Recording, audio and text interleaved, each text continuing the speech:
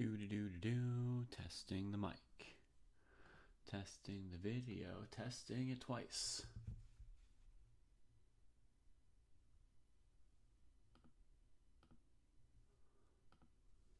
Alright, so we're definitely live on both platforms. Alright, we've got a thrilling position here between Gukesh and Noterbeck. Both kings are being torn open. The white king hiding behind the G pawn. Black king getting this pawn traded off any time now, and rook starting to come in. Either player might be lost here. I don't know which one yet. 1, 2, 3, 4. The pawn count doesn't matter too much, but I'm just going to count the pawns, just in case. Give me a sense. So 7 pawns on the board for black, and 6 pawns on the board for white right now. And it's black's move. They're at move 36. The time control's at move 40 with no increment. If I remember their time control correctly. Actually, I have no idea if I remember their time control correctly. But I'm thinking that the time control is 40 moves in an hour 20. And then after that, 30 minutes plus a 30-second increment. But I don't really know. So let's go over here and just check the info real quick.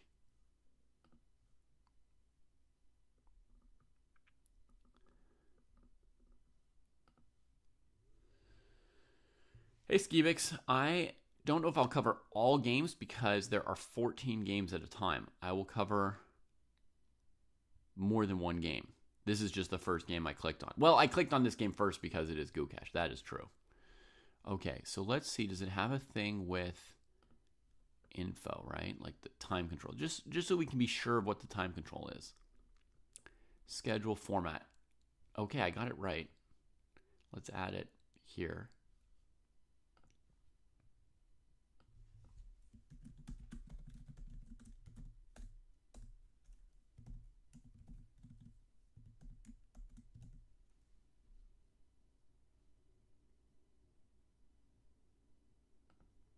So let's add that.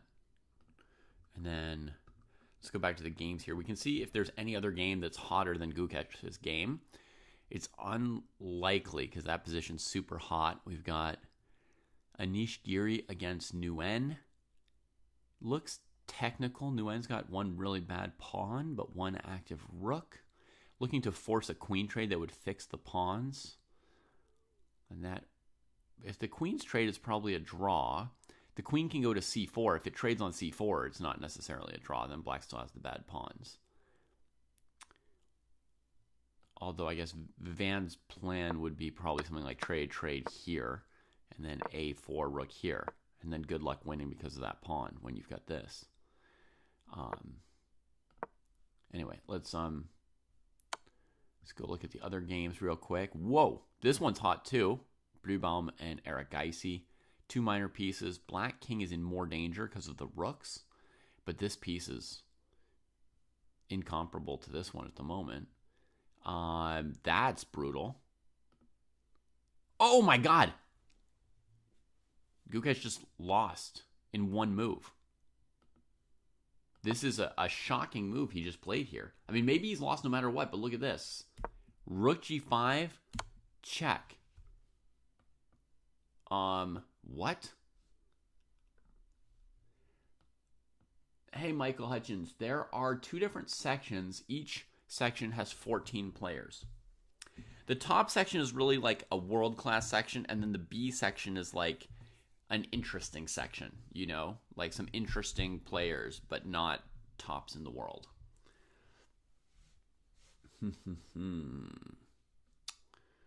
Well, that was dramatic. I mean, maybe he was completely lost and that's why he made a blunder. But I certainly hadn't noticed that he was completely lost. It just looked like a mess to me.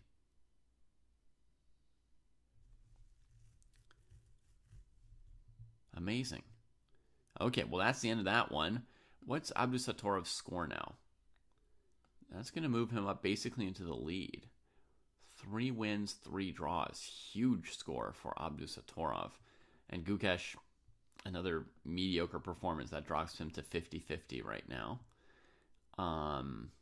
Okay, let's see other games that are going on right now. Whoa, what is this move from Erdogmus? E5 just played. Oh, he wants to sack the bishop, play rook e5, hit the queen, and win the knight on c5. Van Foreest, by the way, is having a great event right now. He's, by some measures, the least famous player in this tournament, but he's on a plus score, I think. Yeah, +1 going into this round. 1 win against Anish Giri, a couple draws, and no losses.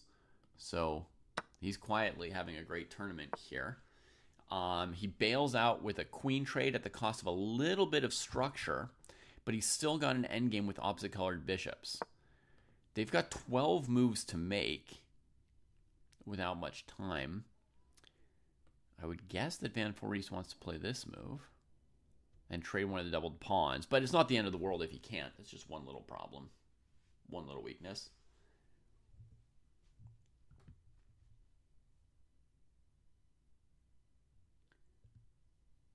Yeah, Ivanchuk is playing in the second section, the so-called Challengers section.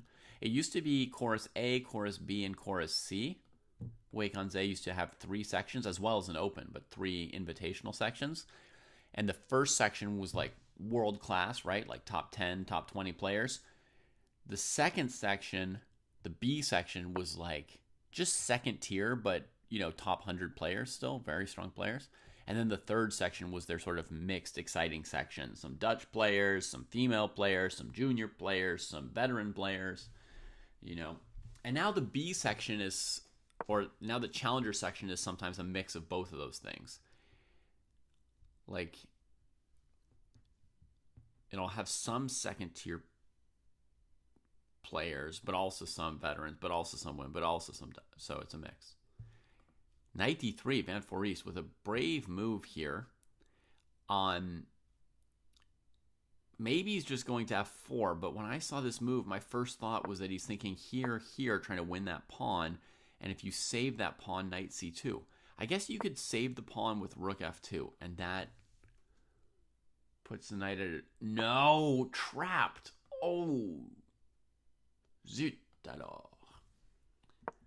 I know things from space, I know. So maybe instead of chasing the knight, you just put the rook here. Then, of course, the knight's happy to go here.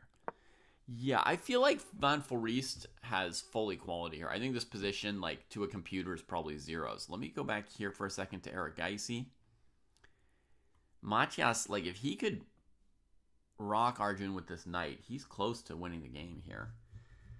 With the rook and the threats on the dark squares. It's just both players are close to winning the game here because those kings are really exposed. It just takes one little tactic to break someone down. And what is his plan against knight d6, the most obvious move that Matthias is thinking about here? I wondered about queen f2, queen d5, there's mate in 1. Knight d6, queen f6, you can take, and the bishop's pinned, so white wins. Doesn't knight d6 win the game? He's going to go queen f4. Check. Queen f4. Rook f4 defending the bishop. Knight takes e4, rook h4, check, and then rook takes e4. Bishop g3. Rook g4, bishop e5, rook g1. Wow.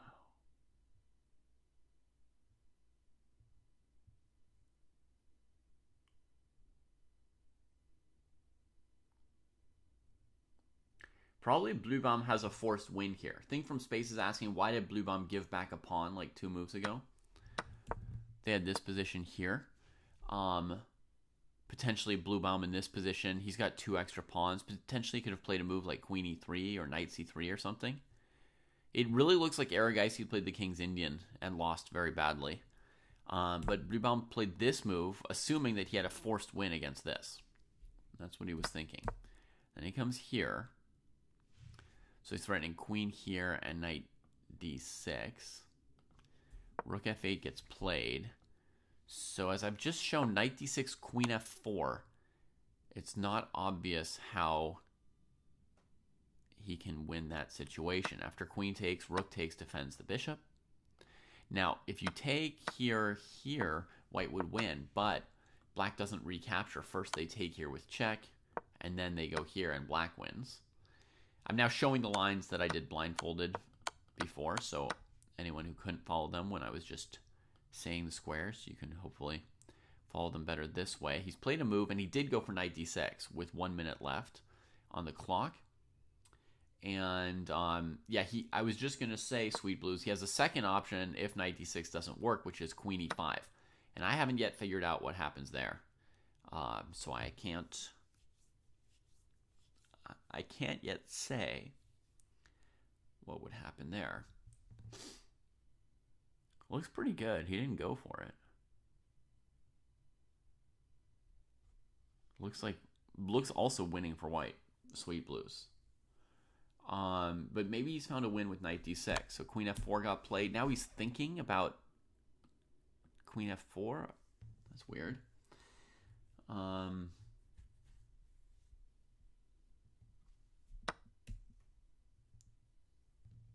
Takes it, gets recaptured. Eric Geisy, with 18 extra minutes in this terrible position, has been trying to play quickly, I suppose, and I don't see the winning move for white here after this. But I was wondering about this, if there's any chance that this works, because if rook here, there's this move. So black would have to play king f7.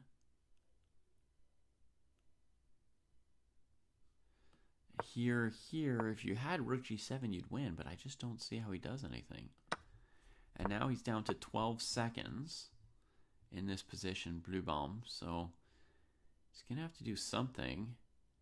Bishop g5, rook f2. I don't know what the plan is. He goes bishop g3. Did he think this might work? There's check here. Bishop's still attacked, but check here, and the bishop slips away. Rook g4.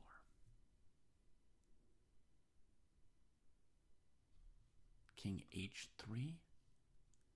Bishop f3. I have the feeling like he's super messed up. It doesn't look like there's a win. It doesn't look like there's a win here for white. Not quite. I mean, he's up a pawn and black's got issues tactically. But yeah, I mean, I'm with Sweet Blues. Like, it seems really weird to have sacked your second extra pawn when you've got no time for some direct line that doesn't look at all convincing. It doesn't look like instant. Oh, sorry. It was Things from Space who said it. I'm with Things from Space that, like, there's nothing about this that looks obviously winning, nor did he have time to calculate a forced win. It's kind of like guessing that maybe it should win.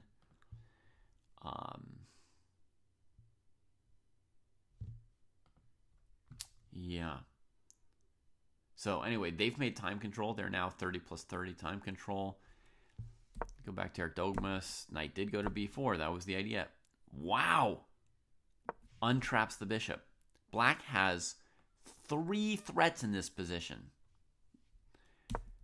And white just plays knight b5. And now Van Fories has been investing time. Because I remember he had like 13 minutes. So he's probably spent about 4 minutes here.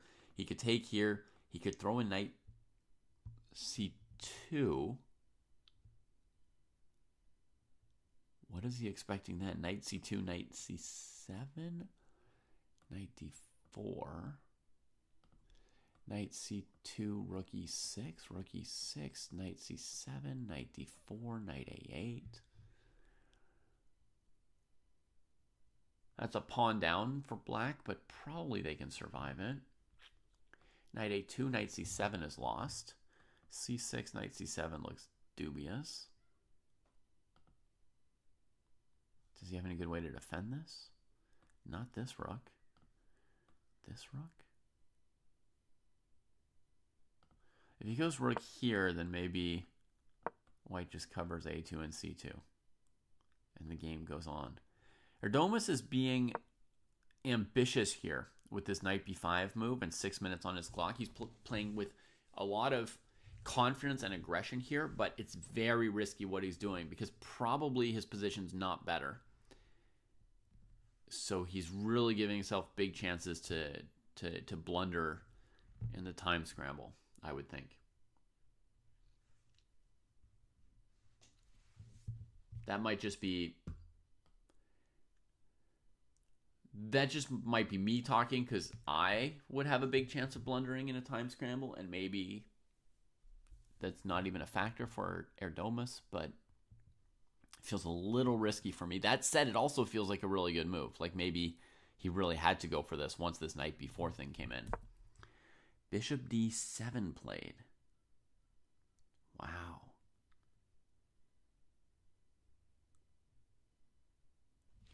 So he could play knight c7 or he could trade first.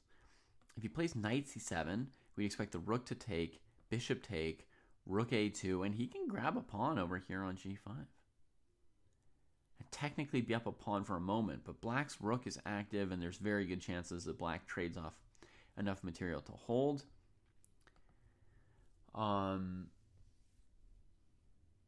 He could take, the rook will take, knight c7, and then either rook e2 or rook c8. Finally, he could go rook g3. Moves getting made. He trades it and takes it. Yeah. Makes sense. Makes sense. Let's put that game over here. See if there's any other game that we need to see. Idea here is, rook here. Black is super active. They've got ideas of bishop c6. They've got ideas of taking this pawn. Just they can attack every white pawn. It's all on light squares. But, black's pawns are very bad. So if white has some way to consolidate any amount of this, there are some ways of trying to play for a win.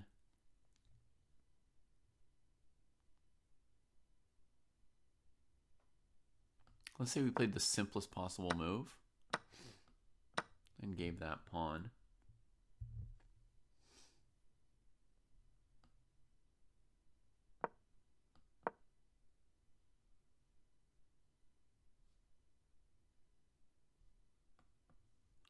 We could try to trap the knight.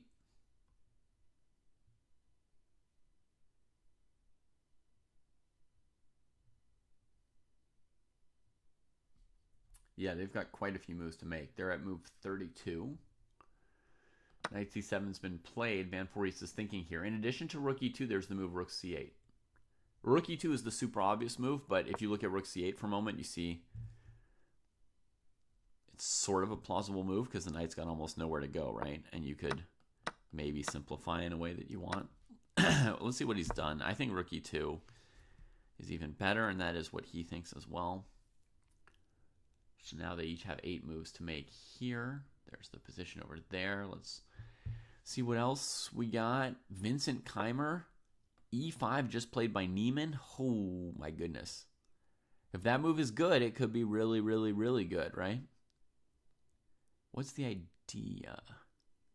No clue. Wow. That was move 40, by the way. And Vincent is thinking about his 40th move here. What on earth was that?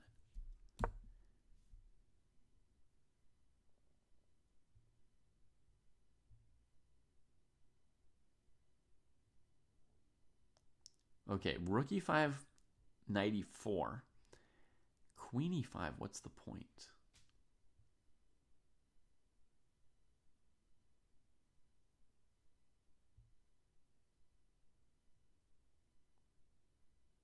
Queen d3, queen f4, queen h7, queen f8, king e7, gets away.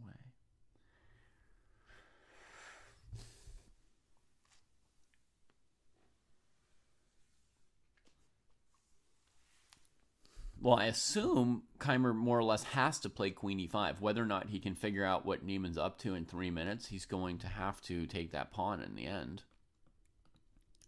Leaving it on the board is just not an option, right? This is so passive. It's even trapping the king in, so queen d3 is better. Plus a move like e6, just breaking his everything. Honestly, even if the f-pawn weren't pinned, this kind of move ruins a black king. So, I mean, he's got to take it. I don't see anything wrong with taking it with the queen. I mean, I don't even see the concept here.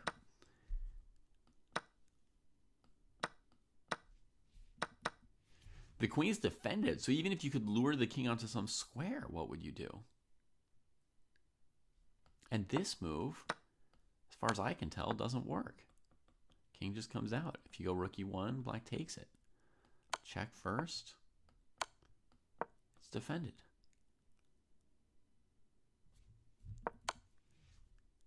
d6.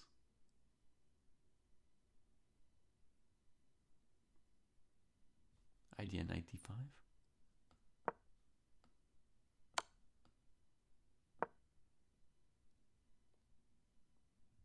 I mean, it doesn't work. It's a dream. Knight d5 to get the queen. You'd be down a rook. Rook here. You've got knight d5 coming, but it's not your move. Right, and here's the thing, Michael. Even if you got that dream variation, queen e5 just played by Vincent. Even if you got that dream variation, which basically looks like you could transpose to this position, even here you win the queen, and white is still busted. Right? Still busted. You have to do this to at least win back a rook, but you sacked a rook, right? And now you're just down 2 pawns in an endgame facing the bishop pair. So that's basically what would happen if you throw in d6 before the check, right? Worst case scenario for black after d6, they simply take it. Now, they've got 10 million other possible moves, maybe. I don't know. But simplest one, they come here. Oh, maybe knight d5 without giving the check. Then the king is bottled in. Very bottled in. You could give him a flight square here, though. Oh, and then take the queen. Holy moly.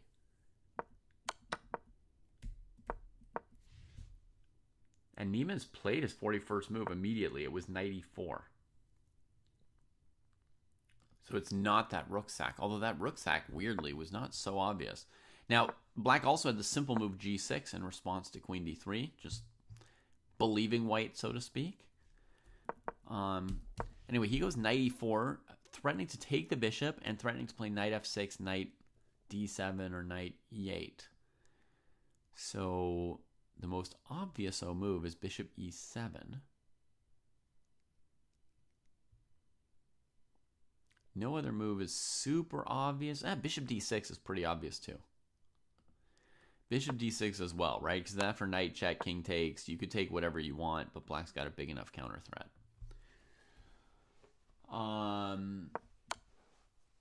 Okay, so he's played knight e4. Vincent's got 2 big candidate moves, bishop e7, bishop d6. What might white have planned? I tried to think of something like this, but it seems far-fetched. So what's the next move after this? Maybe just another rook joins the party?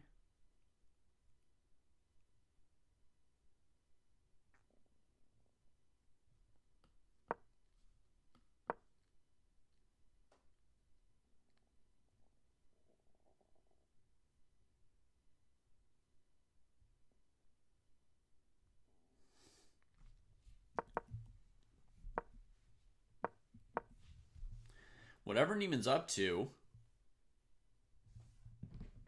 let's say it's at least moderately difficult to sniff out or see or understand or guess.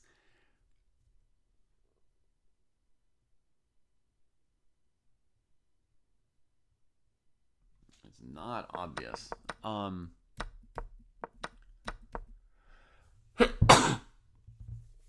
So here they've got, a maneuvering position. White's got some space, but black's got the bishop pair.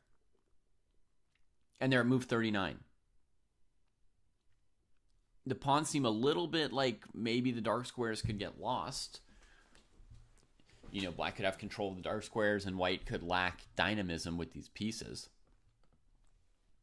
And yes, the black rook is lingering a little bit on a8, but it's not obvious that white could throw a bunch of fuel on the fire and create something dynamic here. It's not obvious that the position's calling for this kind of move. There are many positions that are just calling for this kind of thing, and then you look at it and it either works or doesn't work, but it's sort of yelling at you to look at it.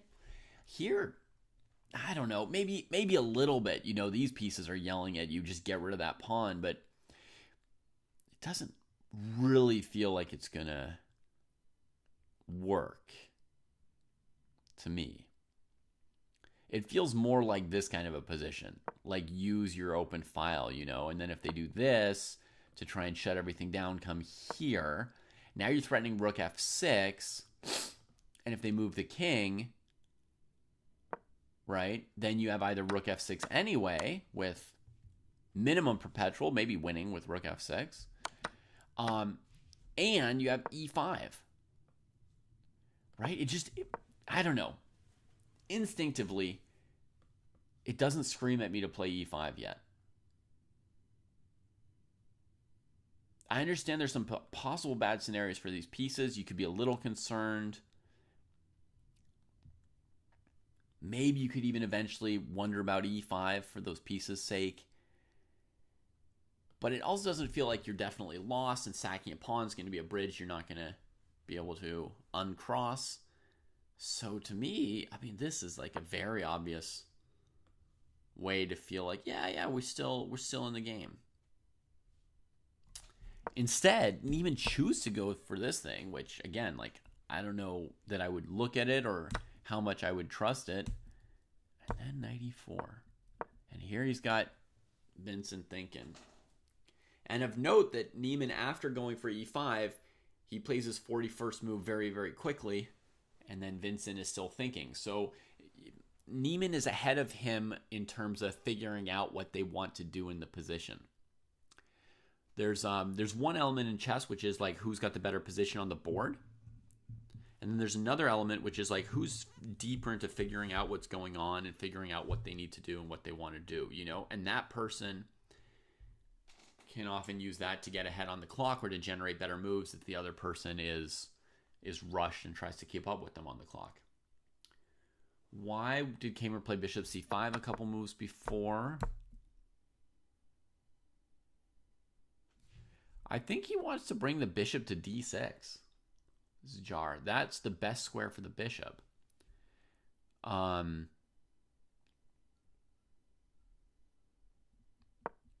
But again, it's I can't quickly get super deep into every single one of these positions, so the things I'm saying could be wrong, right?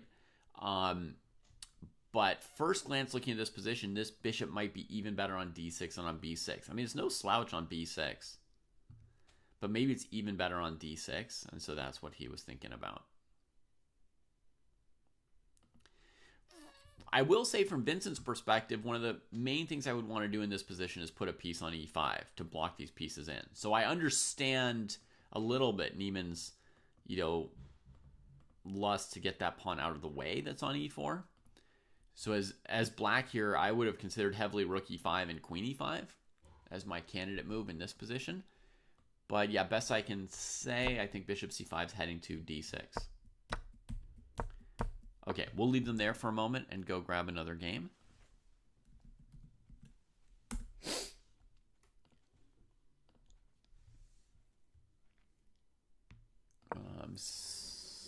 Severe result. Oh no, Sweet Blues is telling us that Aravind Sindarov looks crazy. Let's have a look. Looks completely winning for Aravind. They're at move 39.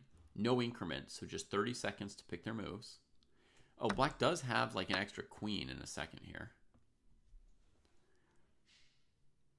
But he's going to go like A2, D6, A1, rook H5 check, and he'll just be mated, you know? So, oh, is he going to play queen C5?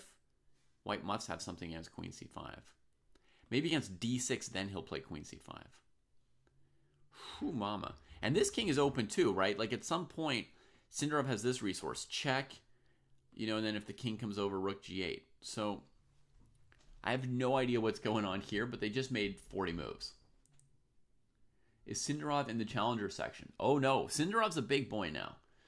Michael, Sindarov's a big boy. Look at his rating, 27-26. He has a plus score in this tournament. He's tied for first place with 2 wins so far. So he's gaining another 9 points in the live ratings. He's 27-35. He's a candidate for the World Championship after winning the World Cup. This guy is in the top Masters section, and not only that, he's probably a candidate to win the Masters section. No, I don't know if before the tournament everyone would have said he's a candidate to win the Masters section, but I will say that they just had their first rest day yesterday, right? So they're about a little bit more than a third of the way into the tournament. A third of the way into the tournament, he has shown himself to be a candidate to win this tournament. I'll say that. So, yeah, Sindarov's in the top section. How did the Arjun game go? That's over here. Let's see what happened. After rook G4, he made a trade. Maybe he's just going to play rook D1 afterwards. No, rook C1. Okay, so he could have gone here to stop rook D4. But what he's doing is he's going for harassing the king like this. And for the moment, Arjun can't yet come rook D4 because he'll go check, check, take this piece, and then bishop E5. But Arjun says, you know, you're falling apart, grabs that pawn, and Matyas, he's just burning up his clock, friends. His incredible position is coming apart one pawn at a time. Finally a check. That's obvious that he should be doing. I mean, if he wanted to play rook C1, he's got to go rook C8, rook C7. Bluebaum so far has like a fine tournament. He's got 1 win, 1 loss, and then 3 draws. He beat Keimer and lost to Sindarov. So, you know, he's doing fine so far. Nothing spectacularly great nor poor. Sindarov position looks really, really crazy exciting. Arvin's having a bad tournament so far, but, you know, that doesn't mean that if he's in a winning position, he can't win it, and it doesn't mean that he might not be playing a brilliant game. So, candidate moves for Arvin. There's D6, there's Queen E7. Is there any other big move? I suppose Queen G6 threatens something or other, but Queen G6, maybe black can ignore you in queen, and then if you take with check, block with the queen, and then just win the game.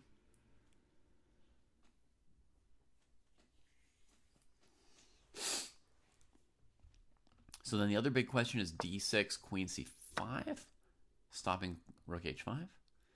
Queen E7, let's say. Chekaruski, and wherever you go, Queen F6 is going to be the simplest win. Defending the rook, stopping checkmates, covering the king. GG. What else might white have here? Queen G6.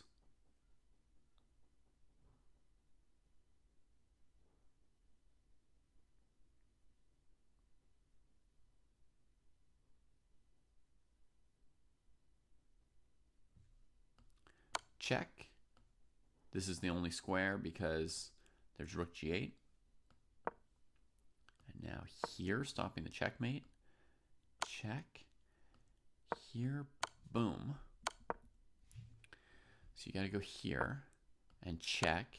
And here, and I don't know if white has a win, but they at least have a draw. Okay, so Queen G6 I didn't yet beat.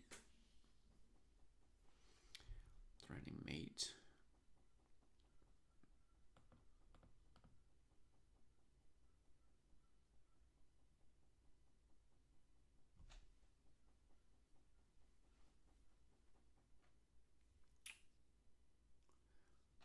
doesn't feel like black has a saving move here, to me.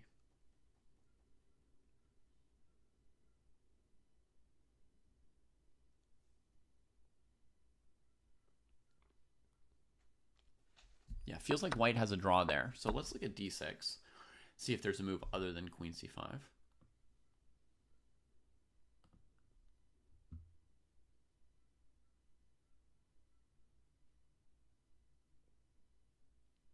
Queen c4 check. Okay, thanks, JVO. I didn't see that angle.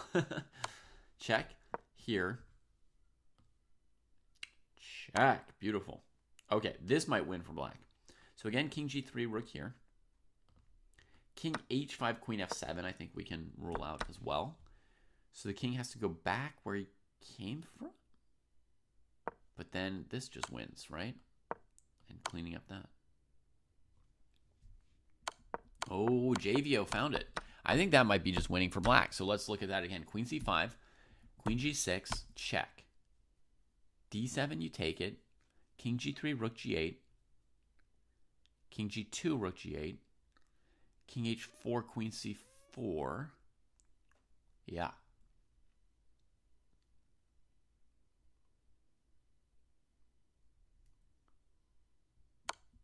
Okay, Jar says I've got the other line wrong as well. Let's have a look at the other line, which is the immediate queen g6 in the live position. Oh no, we didn't. Did I not look at that move order yet?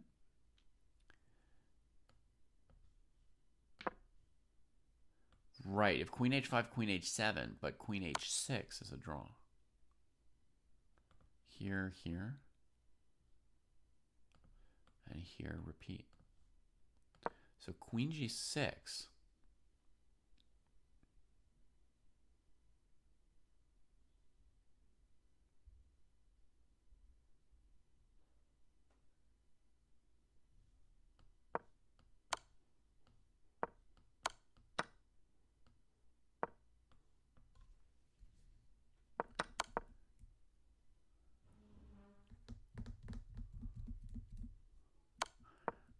Yeah, I thought I played queen h5's Jar, and then I didn't find it in my variations anymore somehow. But now we got it in there. So queen g6, a1, draw. Queen g6. If you go queen h7, Michael, it's trade here again. And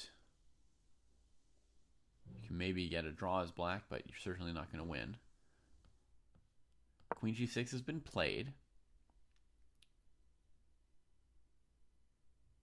There's also queen f7, but similarly, I think white could take any trade for now and then go rook a5.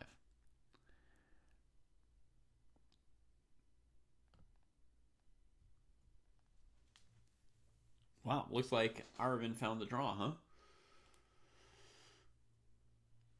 Queen g6. The threat is check, check, check, check, check. Nobody can defend it.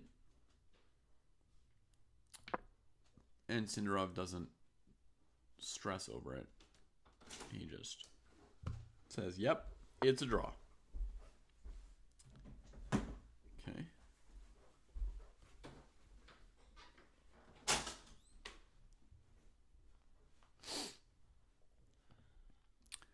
Fedoseev against Prague. Prague's having another bad tournament. He made it into the candidates off of the start of his 2025 year. He had such a good start to the year, won like 3 tournaments in a row, got so far ahead in the Grand Prix or whatever they call it, the point race. But he slumped a tiny bit at the end of the year, and he's at least at -1 in this tournament, if not -2. Yeah, he's lost 2 games with no wins.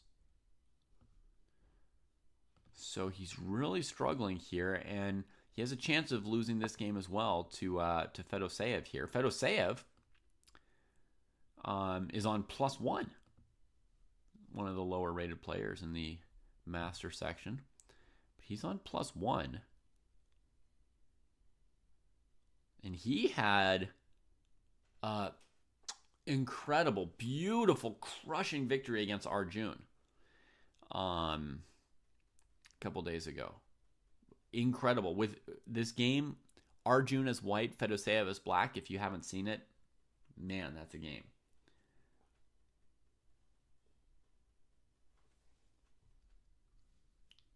Glad to hear it, Canis. Good to see you.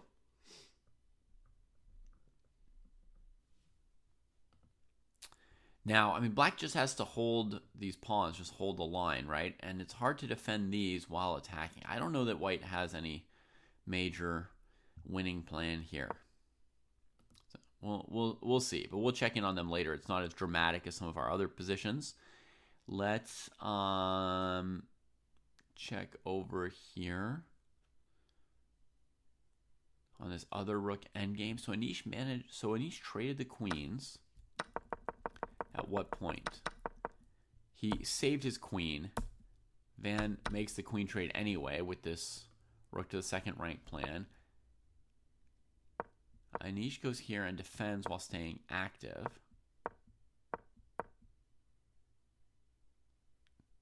What a funky idea from Van to run the rook out of squares on the f-file.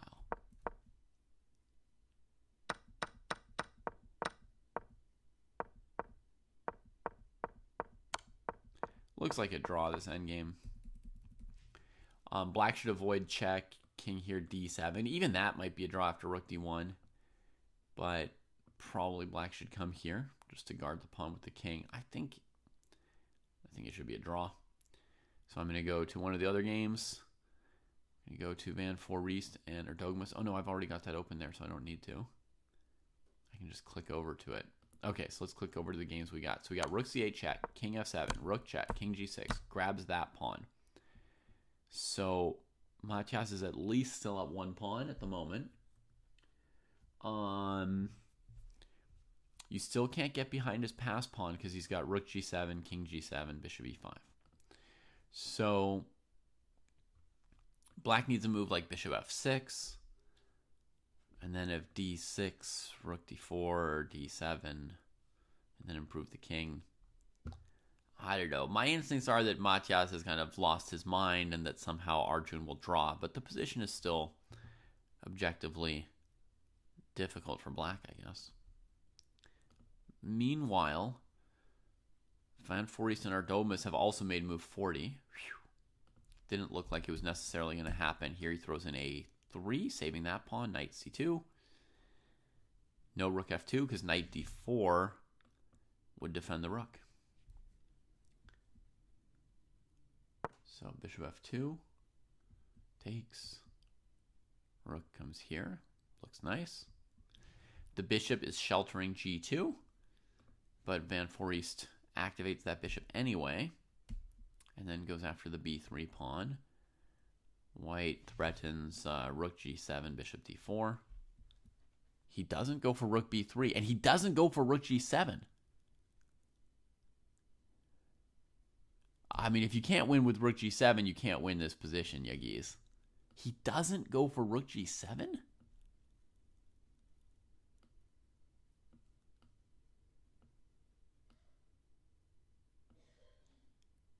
What makes you think you could ever get a better position than this? And tell me how you would do it, because I don't see how to do it. Would black not take the rook or something? Does black have some brilliant move here? Like, the knight's covering this. King here, bishop here. What?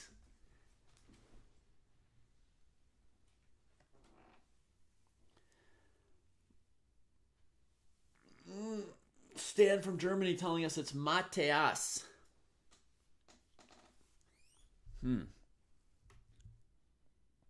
I've heard people in the U.S. sometimes say Matthias, which seems really weird to me, but I always thought it was Matias. That's how I would say it. No locatea. No locatea. What does that mean, no locatea? Hi, Stan. Well, think from space. Surely like T.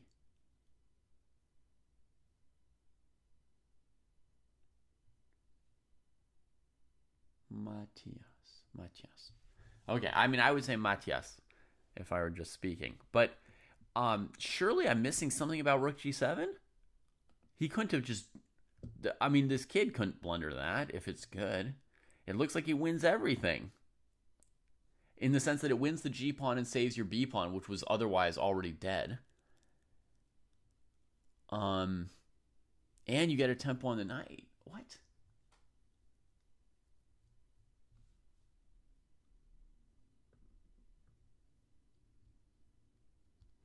The pronunciation on Alyekin has changed a few times, Canis. I can't keep up with it. I won't pretend to know what's going on with Alyekin.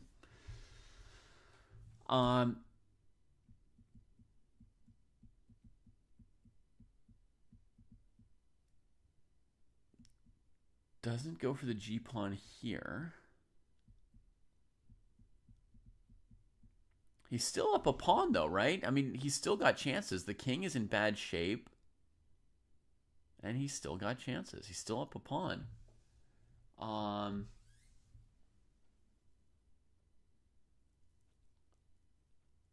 Say your name, huh? I would guess that it's Arab Rawat J2L.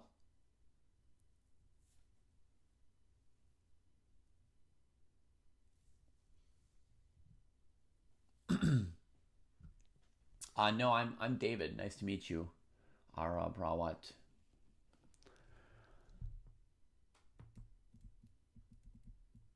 Wow, Yagis has got a game here. he even has the choice of maybe take the bishop off and take here, and maybe the rook and bishop with two passed pawns will just beat the rook and knight. Period. Like he could just be literally winning right now.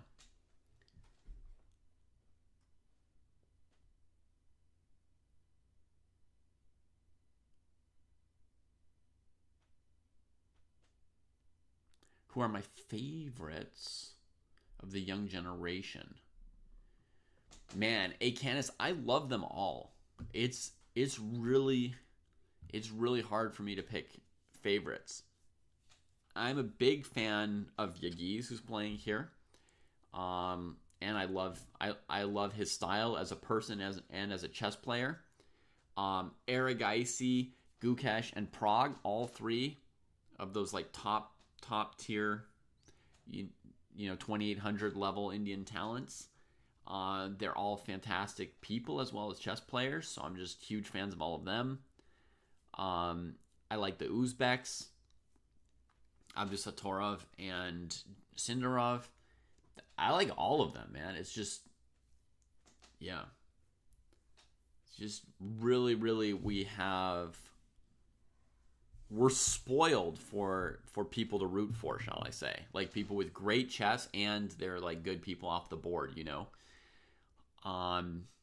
In the past, it wasn't always that way. A lot of the top chess players were not as amazing. Wow, he plays for checkmate!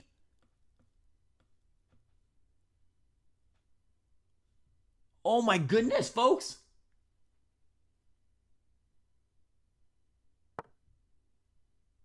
I don't know about winning a piece. He's just trying to mate him. If the bishop goes here, he's got this move. Oh, I guess this might be why you said win a piece, huh? Things from space, you're looking this far ahead? Wow.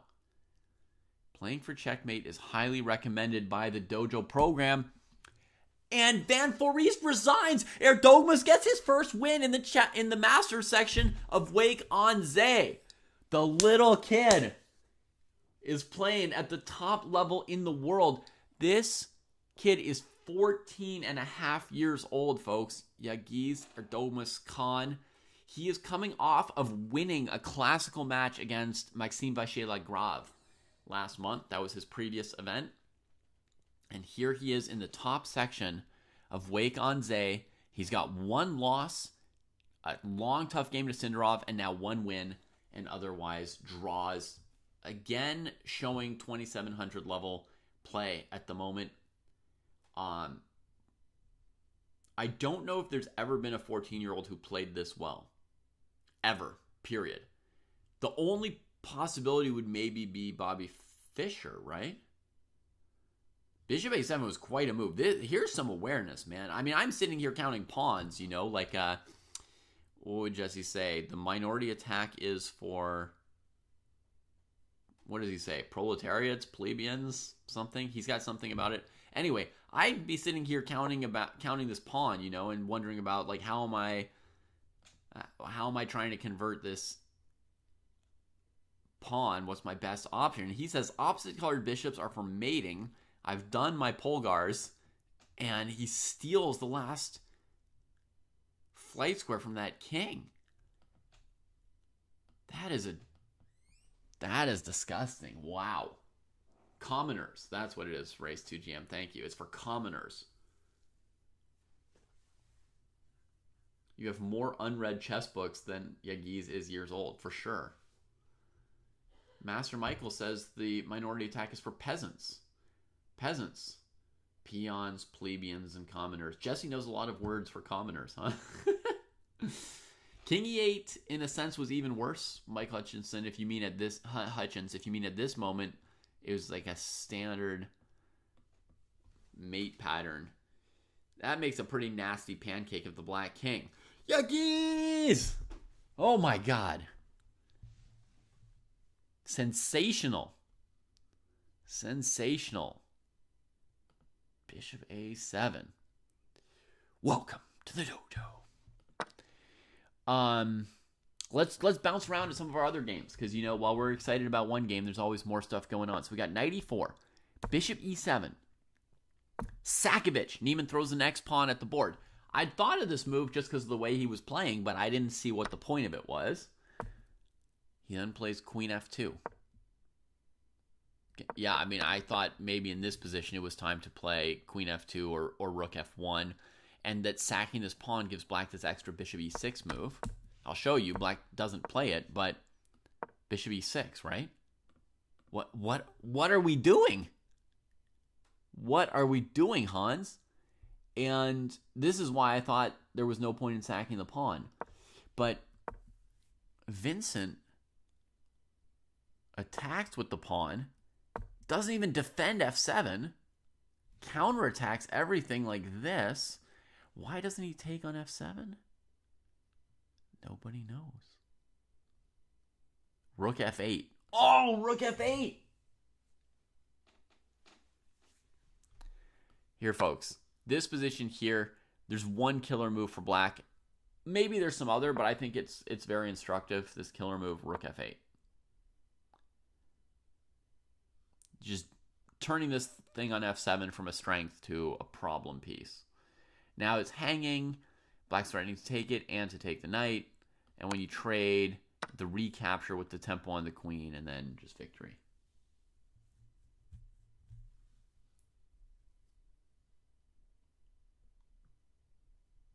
Hey, Falk. So it's looking like Hans Niemann is just self-destructing here. But, I mean, he's the one who chose all this. And look, he's only used like 2 minutes on the clock. It's Vincent who's burned like 30 minutes.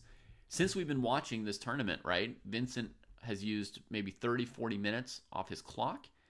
And Hans maybe 3 or 4 minutes. He just retreats. That's no big deal. Still, no common defense of the pawn, just another active move from Vincent. But I mean, I have to ask, if he just plopped his bishop here, isn't he up 2 pawns and the bishop pair for nothing? White's not doing anything ever, right? So we have to assume that Niemann has killed himself and is going to lose this game at this point. And that all those exciting pawn sacks were just wrong. Hans was tied for first going into this game. So he had no reason to be like super desperate, you know. He just did what he thought was best in this game, maybe miscalculated some idea and then had to backtrack. But he had 2 wins and 3 draws. He was tied for first place with the Uzbeks going into this round 6. And Vincent was having a bad tournament. Vincent had lost 2 games and well, not a terrible tournament, but he'd lost 2 games. He just won back a second game in round 5 before the rest day. So he's on an even score. And I guess he's in the right place at the right time to get this gift from Hans. So he'll be able to go on to a plus score somehow. after a rough start. Hard to know. Hard to know what exactly Neiman got right or wrong about e5 and d6, right? So yeah, as Michael says, you have to wait to hear him like explain what he was up to, maybe.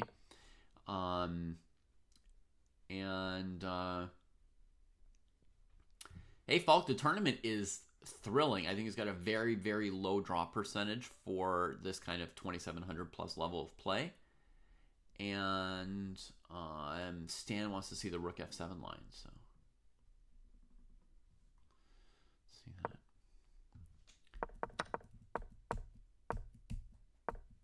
that. Okay, so rook f7. You were saying, what about queen g3? The problem with queen g3 is white trades the queen and then recovers the bishop here, and then these pawns are lost, or they're hanging. At least one of them is lost, and we've got an opposite colored bishop ending now. So white is probably drawing, which is why, I was like, what's this active move? And then I realized, oh, he's got rook f8 killing. Yeah.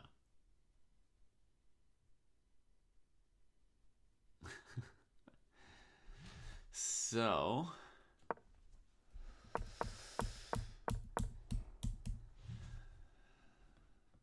he's just hanging around down 2 pawns here, hoping for mistakes, but I would not expect mistakes to be forthcoming. I think Vincent's bishop's actually going to go to this diagonal instead of here. He's taking such efforts to protect that pawn without bishop e6. That tells me he wants to do this. I guess 7 minutes, Vincent could get himself into trouble with his time management, maybe.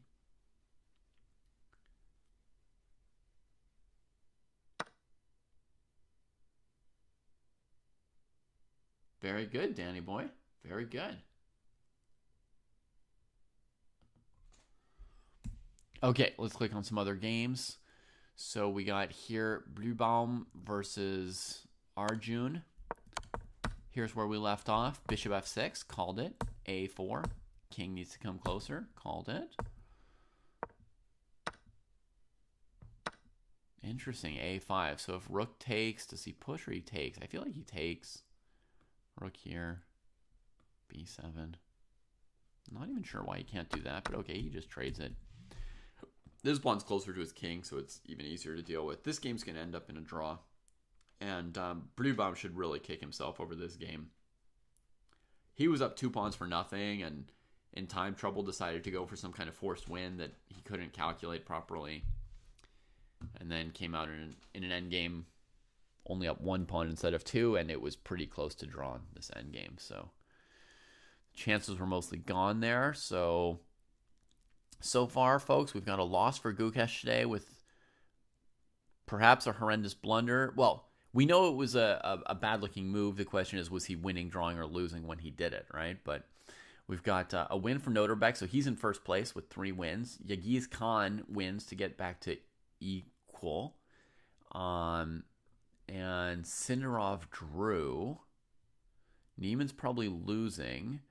So that would suggest that Noterbeck was probably going to be in Seoul first at the end of the day. Giri and Nguyen are still playing this rook endgame, which still looks like a draw. We're only going to look at it if the other games get boring at some point somehow. This rook endgame is more interesting, but I don't see how Fedoseev can really win this thing. They've played a lot of moves really quickly, so they've got way more time than anyone else because they've got the 30-second increment. They've played 100 moves, while the other players have played about 45. So they added like half an hour each to their clocks compared to the other players. Nearly. King can go to g5. Then what black's going to do is harass these pawns till they come up, and then kind of sit. And if you ever go rook g6 to attack this, black gives a check. Yeah, I don't see any winning idea or plan here yet myself. Popping over here, we had some action. Vincent grabbed another pawn, and that's going to collapse the whole queen side in a hurry. Knight f5 played, going for opposite colored bishops, and Vincent's just going for queens.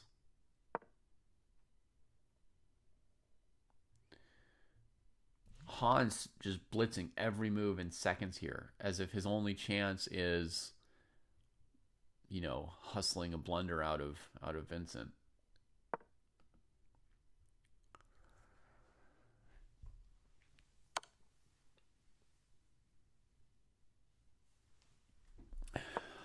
I'm curious how some other players are doing as well. Let me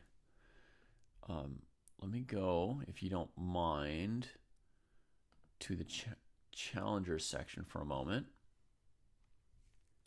I want to check on Carissa and some others, Oro and more. Do they have no games for the challengers group?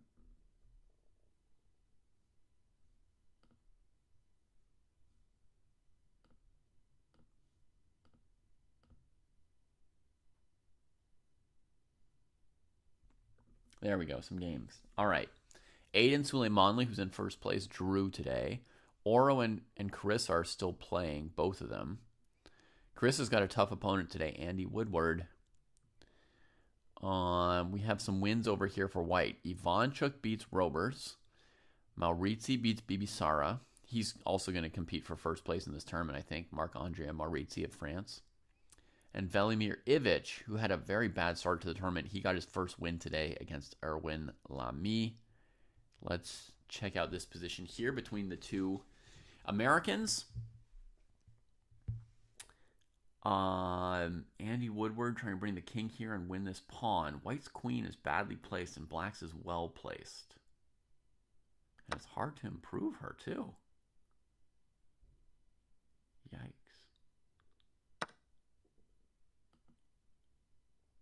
Yeah, it's a tough question for Carissa, what she's going to do while black does this.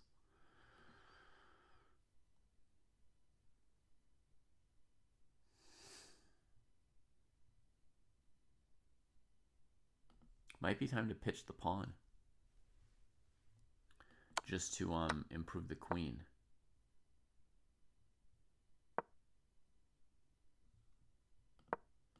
See what were the last moves. She might not be happy about that move later. This position should be close to equal.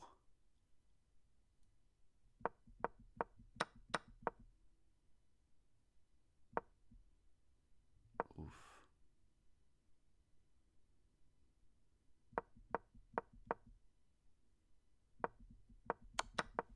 Yeah. Looking bad. Looking a little bit bad for Carissa. Let's check on Oro. His queen looks trapped. Bishop, bishop, knight, bishop, bishop, knight. He's down a pawn as well.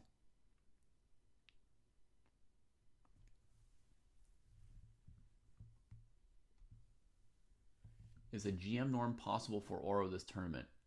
I think so, Michael. I mean, he's got a great performance so far. In his first 5 games, he won 3 and drew 2. So, I mean, his performance rating's over 2,700 right now.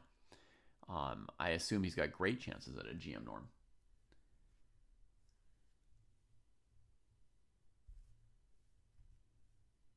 Lil Water Pump is saying there's a rule that one of your GM norms has to be in an open tournament. So this tournament would give him a GM norm, but not the last one he needs for the title. It would be a third GM norm from a closed tournament. Well, why isn't he playing in an open tournament then? If he played in basically any open tournament, he'd be the youngest GM in history.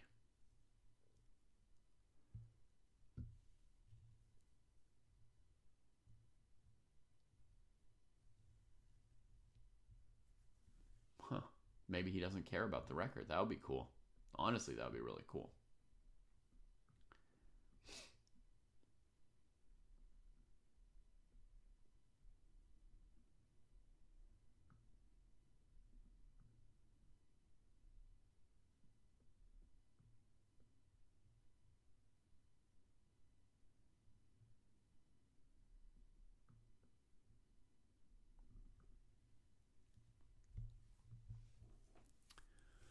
I don't know what the record is for oldest person to become a GM. Yeah, I don't know. Becoming the youngest world champion is like almost impossible. I don't think anyone's ever going to break Gukesh's record.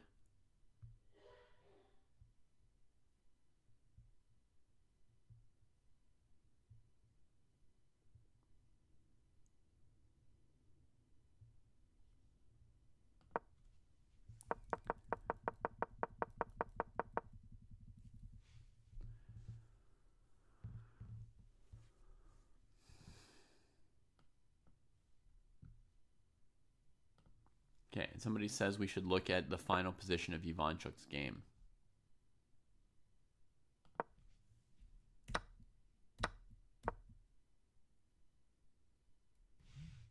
Oh, this is a nice sequence. We're going to start 3 moves before the end.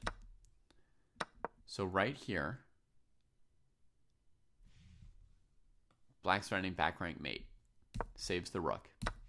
Rook c5, winning a pawn and leaving the bishop hanging because of this trick. Rook d5. And wherever you move your queen, black can take on d7. Now, maybe... No, you can't win with rook g7 because there's another rook there now, yeah. But Ivanchuk just centralizes the knight, gives the queen, boom. Haha.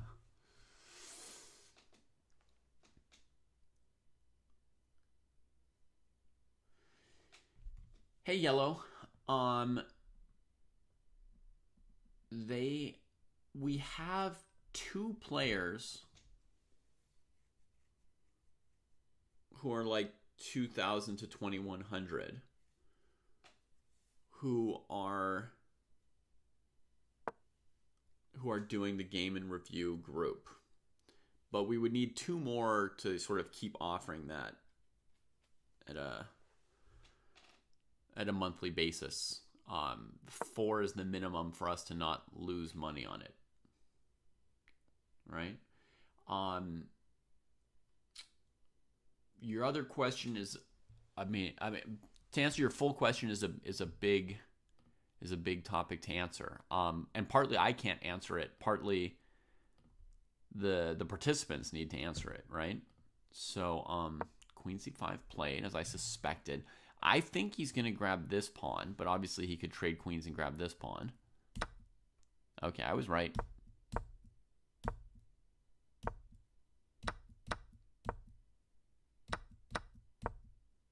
And into the endgame we go. 3 pawns for Vincent.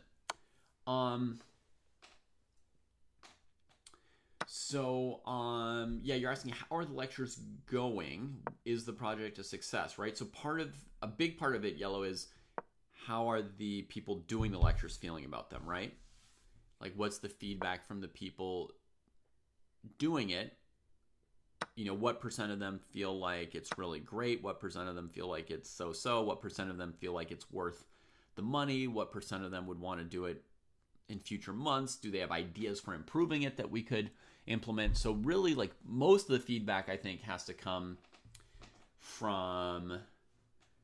come from the participants, not from me. Me personally doing it, the classes are really fun to teach. The students are motivated, which then motivates a teacher, right? I don't know how many people here have been like teachers themselves, but I think it's a general pattern that it's motivating for teachers when they have motivated students, right? When you're teaching somebody who doesn't want to be there, right? Like their parents forcing them to take chess lessons or music lessons or something that they don't want. It's not great from the teacher's perspective. When you're teaching somebody who like really is like excited and wants to hear everything that you're teaching them, and for them it's a big opportunity, that's really energizing and encouraging for the teacher. On the other hand,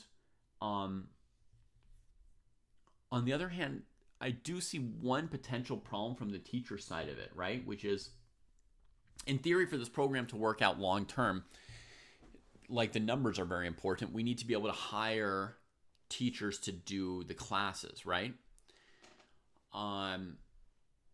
We have the idea to pay IMs and GMs to teach the classes somewhere in the like 100 to $120 an hour range. Now that's not going to be enough for super GMs, and we may occasionally expand into having super GMs, and then we're going to have to pay $200-300 an hour. But even like 100, 120, so then it's like a question of that's kind of like a minimal. That's kind of like an acceptable wage, but not an amazing wage, right? For an IM or GM. So then the question is like, how much work is it, right? And me personally, I'm doing this Neidorf class, and every day I feel like, I didn't get enough in, and so I'll do my class for like an hour and 40 minutes instead of an hour. But, if we're hiring somebody else, they're not going to want to do an hour and 40-minute lecture for $100, right? Plus, there's been a certain amount of preparation, right? And so I have to like ask myself, how much time is it taking me in terms of preparation outside of the class to do the classes? Will that be a drag for other potential teachers, right? So how much time am I spending, and how easy is it going to be for someone else to do it? Like, I'm bad at Discord, but I've been in the dojo Discord before, right? Is it going to be even worse or harder for someone else we hire to find their way into the dojo Discord, see what other people are talking about? How much time am I spending per week, clicking around and reading the students' comments, playing through their games in advance and stuff like that, right? So I think right now I'm doing 2 classes, 1 game and review and 1 Neidorf class. So in theory, that would be like 2 hours, and we'd be paying somebody $200 to $240 to do that work. But how many hours a week am I spending on those classes? Easily 4. And where it gets really dangerous is if I'm spending like 5 or 6 hours, right? Because then like the hourly wage is just collapsing for anyone we try to hire. Or if they're going to just do the 2 hours without preparation, then the quality of the class will be less good, right? So, I'm not sure that at 100 to 120 an hour, a lesson, it's going to be an attractive prospect for other teachers. That I'm not sure of yet. Remains to be seen, I think. Yeah. So, okay, this game has just ended. King F1, G6, covering some light squares. King up. Pawn begins pushing. Oof. If black can trade rooks, then there's no hope in defending this endgame for white. That was the only remaining, one of the few remaining questions. If black can trade rooks, then there's a million ways to win this. I mean, there's no reason to even play it out if you're not going to trade. If you can't trade rooks, you can just resign, which he's now done. So, bit of an implosion from Hans today, and now he and Vincent, strangely, I think, have the same score, right? They're each going to be on 3.5 out of 6. Vincent coming up from the bottom, and Hans was the leader of the tournament until this unfortunate moment here.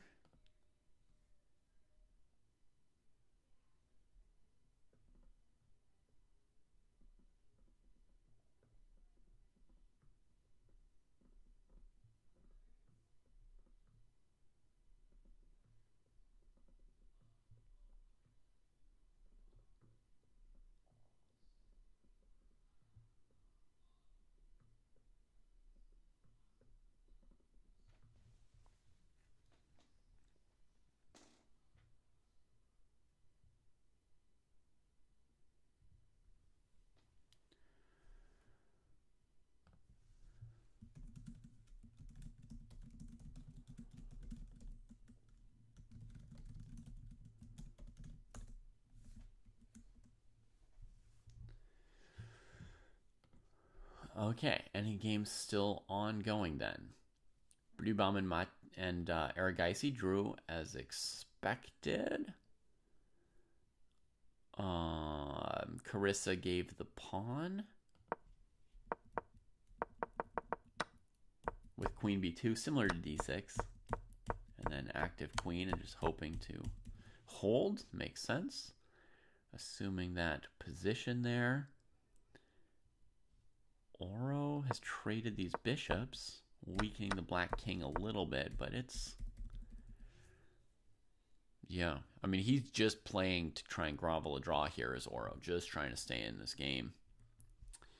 And then, what else do we have? Lu Miao Yi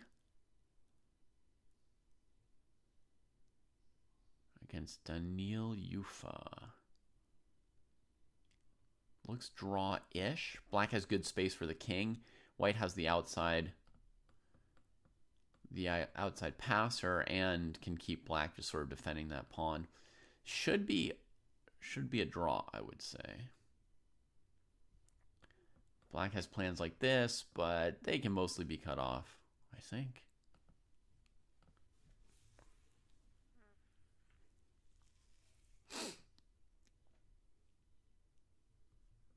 And then if we go back to Masters section, we've got a bunch more results in. Oh, in fact, the whole round is done. So it was draws for Anish and Van in that rook ending. Fedoseev and Prague, rook ending, draw as well. So there you've got it.